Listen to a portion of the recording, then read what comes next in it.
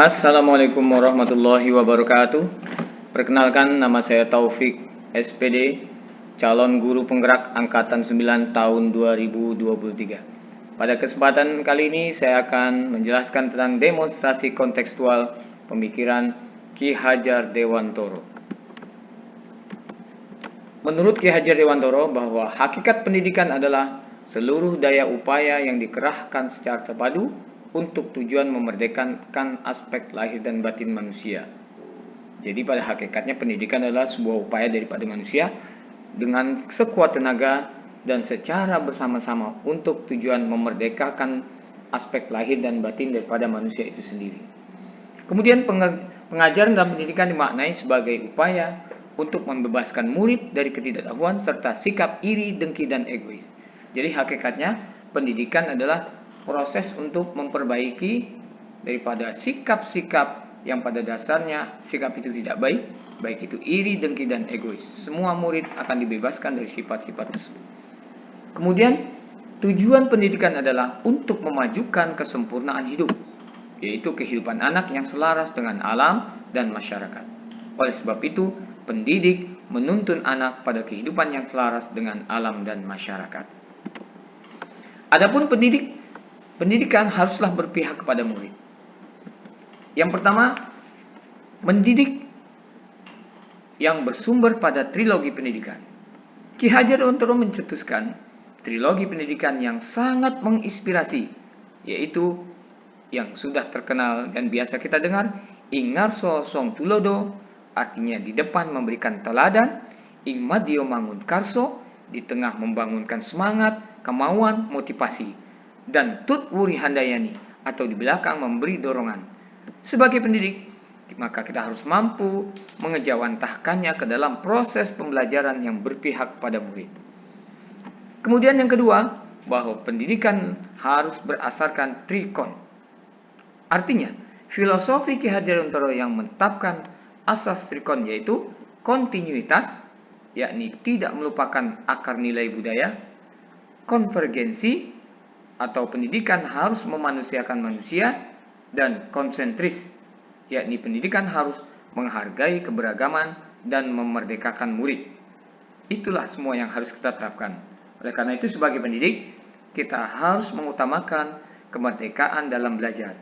Murid merdeka dalam melakukan pembelajaran sesuai dengan kodrat yang dimilikinya. Kemudian yang ketiga, tripusat pendidikan sebagai sumber belajar. Tripusat pendidikan memegang peran penting dalam keberhasilan pendidikan ketiganya. Secara tidak langsung telah mengadakan pembinaan yang erat dalam sebuah praktek pendidikan. Adapun kaitan ketiganya dapat dilihat dari yang pertama, orang tua melaksanakan kewajibannya untuk mendidik anaknya di dalam keluarganya. Kemudian yang kedua, karena keterbatasan orang tua dalam mendidik anak di rumah, dan akhirnya proses pendidikan pun diserahkan kepada sekolah. Kemudian yang ketiga, masyarakat akan menjadi fasilitator bagi peserta didik untuk mengaktualisasikan keterampilannya. Kemudian yang keempat, pendidikan yang menuntun anak pada kodratnya. Pendidikan pada dasarnya bertujuan untuk menuntun segala kodrat yang ada pada anak-anak, agar mereka dapat mencapai keselamatan dan kebahagiaan yang setinggi-tingginya. Artinya bahwa anak bukanlah kertas putih yang polos, tapi anak memiliki kodratnya masing-masing, memiliki kemampuan masing-masing di bidangnya. Ki Hajar Dewantoro menjelaskan bahwa dasar pendidikan anak berhubungan dengan kodrat alam dan kodrat zaman. Yang keempat, pendidikan yang berpusat pada murid. Artinya pendidikan yang berpusat pada murid menekankan pada minat, kebutuhan, dan kemampuan individu, menghadirkan model dan metode belajar yang menggali motivasi untuk membangun kebiasaan murid menjadi pembelajar sejati, selalu ingin tahu terhadap informasi dan pengetahuan, suka dan senang membaca.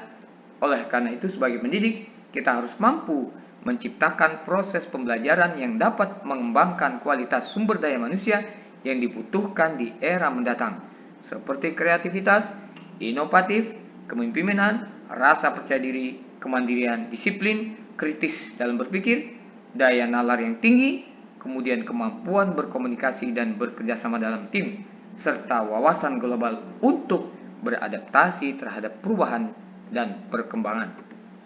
Kemudian yang keenam, pendidikan budi pekerti. Menurut Ki Hajar Dewantoro, budi pekerti atau watak ataupun disebut juga karakter merupakan perpaduan antara gerak pikiran, perasaan, dan kehendak atau kemauan sehingga menimbulkan tenaga. Budi pekerti juga dapat diartikan sebagai perpaduan antara cipta atau kognitif, karsa atau afektif sehingga menciptakan karya atau psikomotorik. Budi pekerti menjadi bagian tak terpisahkan dari pendidikan dan pengajaran yang kita lakukan sebagai pendidik. Maka sebagai pendidik haruslah senantiasa memberikan tauladan yang baik bagi siswa-siswanya. Dalam mengembangkan budi pekertinya, kita juga bisa melakukan dengan kegiatan pembiasaan di sekolah untuk menanamkan nilai-nilai budi pekerti atau akhlak mulia kepada anak. Kemudian yang ketujuh, mendidik diibaratkan menanam padi atau tanaman. Peran pendidik diibaratkan sebagai seorang petani atau tukang kebun yang tugasnya adalah merawat sesuai kebutuhan dari tanaman-tanaman itu agar tumbuh dan berbuah dengan baik. Tentu saja, beda jenis tanaman dan beda perlakuannya. Artinya bahwa kita seorang pendidik harus bisa melayani segala bentuk kebutuhan. Metode belajar murid pun yang harus berbeda-beda atau berorientasi pada anak. Kita harus bisa memberikan kebebasan kepada murid untuk mengembangkan ide, berpikir kreatif, mengembangkan bakat dan minat. Namun kebebasan itu bukan berarti kebebasan mutlak. Perlu tuntunan dan arahan dari guru supaya murid tidak kehilangan arah dan membahayakan dirinya. Kemudian yang kedelapan, belajar sambil bermain.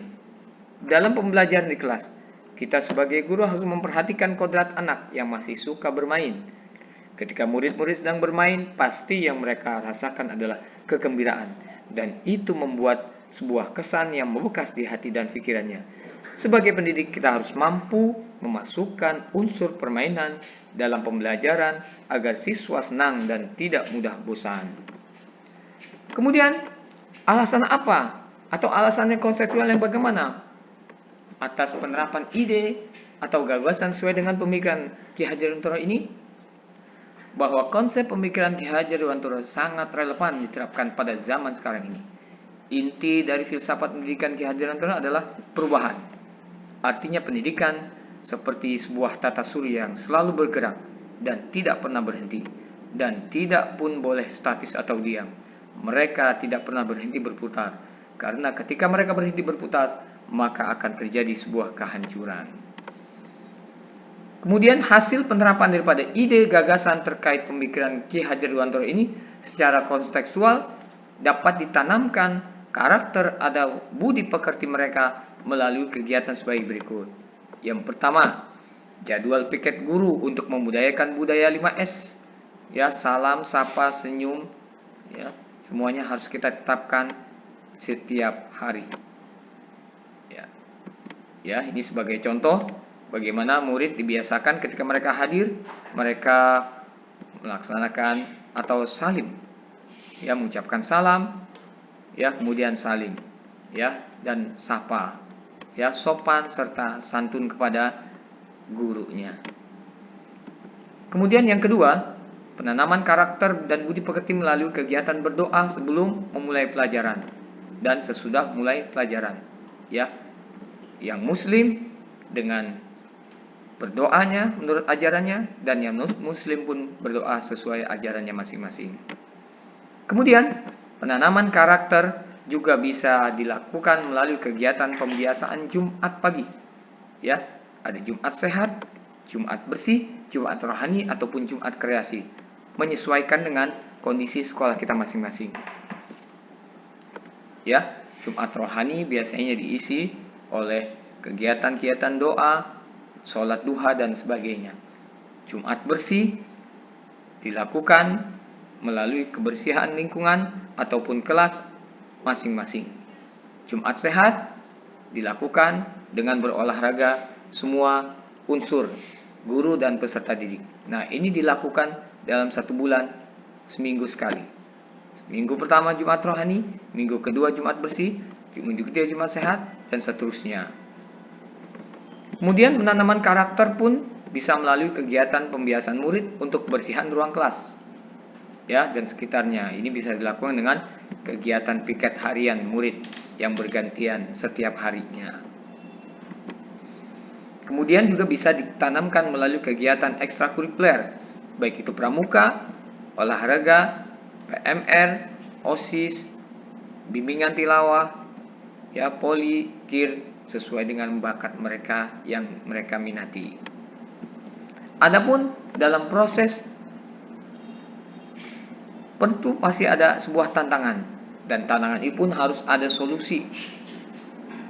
Adapun tantangan dan solusi penerapan pemikiran KHD sesuai dengan kelas dan sekolah. Yang pertama, adapun tantangannya yang dihadapi adalah bahwa kegiatan harus dilaksanakan atau pembiasaan ini harus dilaksanakan dengan benar-benar dilaksanakan, yang intinya nanti akan berdampak dan bermakna buat murid. Bagaimana solusinya? Solusinya adalah kita laksanakan kegiatan pembiasaan ini benar-benar dilaksanakan, berdampak dan bermakna pada murid. Tantangan selanjutnya adalah kurangnya keterlibatan orang tua murid untuk ikut menyukseskan program sekolah. Bagaimana solusinya? Solusinya adalah kita adakan musyawarah dengan komite sekolah dan orang tua dalam rangka mendukung program sekolah dan keterlibatan secara aktif. Terima kasih. Demikian dari demonstrasi konseksual atas pemikiran Ki Hajar Dewantoro. Mudah-mudahan bermanfaat untuk Ismiyah kita semua. Mohon maaf lahir dan batin. Terima kasih. Assalamualaikum warahmatullahi wabarakatuh.